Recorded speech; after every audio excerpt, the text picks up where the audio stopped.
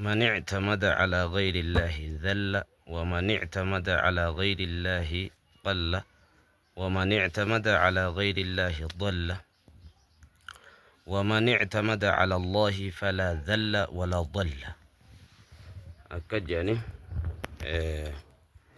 الشيخ عبد الحميد فجام قال تقوي سيناتكون كستي سنيهما ربي أفي الرنمني إركتيجي ربي دچا داني إسافتها دچا داني ترجو قال تقو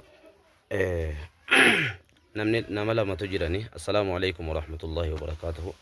سلامة النظام فني نملا ما تجرني نمني لمنسون إجي إساني دا إجان قبني نملا ما إجان قبني جرسو دي سينا جايباتي خناك ستي خاني خرا من زبيدة العباسية جاني جارتي هارون الرشيد إسين كنا ما أرجادا خرا سندقني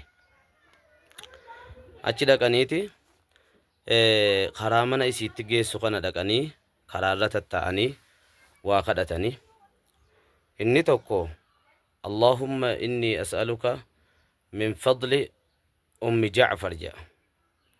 Inni tokko immoo Allahumma inni as'aluka min fadlika jedha.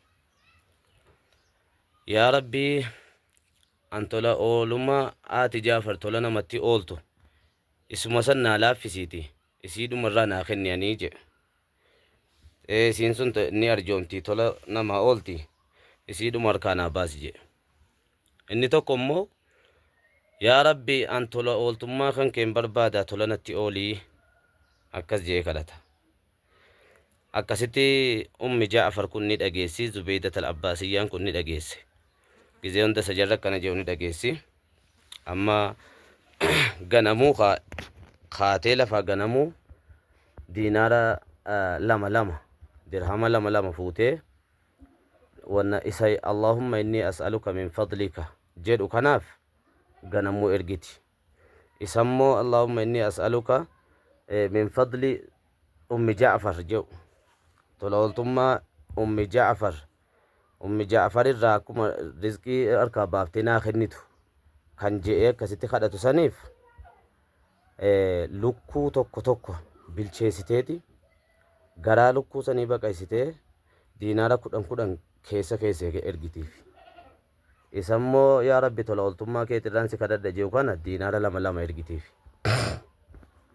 Amma gizee siin ganamuu akkasitti ergitee jette inni lukkuu bilcheessitee jechaadha foon lukkuu kana isiin ergituuf isa diinaara 2 harkatu kanatti gurgurata ganamuu jechuudha. Isiin ganamuu diinaara 2 isa yaa Rabbi ani tola ooltummaa keen si kadhadha jehu kanaaf diinaara 2 isammoo yaa Rabbi tola ooltummaa ummi Ja'far irraan si kadhadhaa jehu kanaaf diinaara 10 garaa lukkuu keesseeti bilcheessitee ergitiifi ganamuun inni kunis ni gurgurata. Akkasitti inni diinaara 2 itti kennamu kun ganamuu irraa bitata isa kanarraa. Akkasi guyyaa 10 guutuu teessee haati Ja'far kaatee ganamatti gabbaate. Amaa agnaaka Allahu min fadlinaa jetteen nayte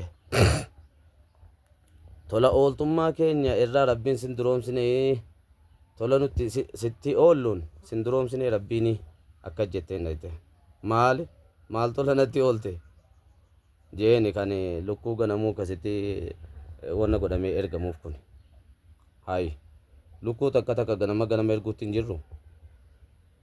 Duuba lukkuudhuma kaayanii ganamuu gurguradheetiin diinaara 2 gurguratu jira. Lukkuu garaa lukkuu keessa kaayetiin akkasitti diinaara 10 isa keessa kaayetan bare erguu jira. Diinaara 100 guyyaa 10 keessatti sii kennine hin duroomnee jennaan ani quban qabuu diinaara 2 ganamuu gurgurachuu jira quban qabuu jeen. Egaa duuba ati Allahumma inni as'aluka min fadli ummi Ja'far jettee anuti tola sitti oolle Rabbiitu isa kajeelu isa Rabbiin tokkicharra kajeeluu jiru saniif hireeti isatu diinaara 100 fi foonis nyaate maalin sii godha gaa'ii jettee akkasi karaa qabdee jedha. Kanaafuu namni rabbi irra irkatee je hin xiqqaatu, namni rabbi irra irkatee je hoggu takka illee hin jallatu. Namni immoo waan rabbiin hin ta'in ka biraatti irkate ni xiqqaatas hin jallata. Karaarra maqee jedhama jechuudha. Kanaafuu nama rabbi irra irkatee rabbiin isa dur oomsu rabbi nu haa taasisu.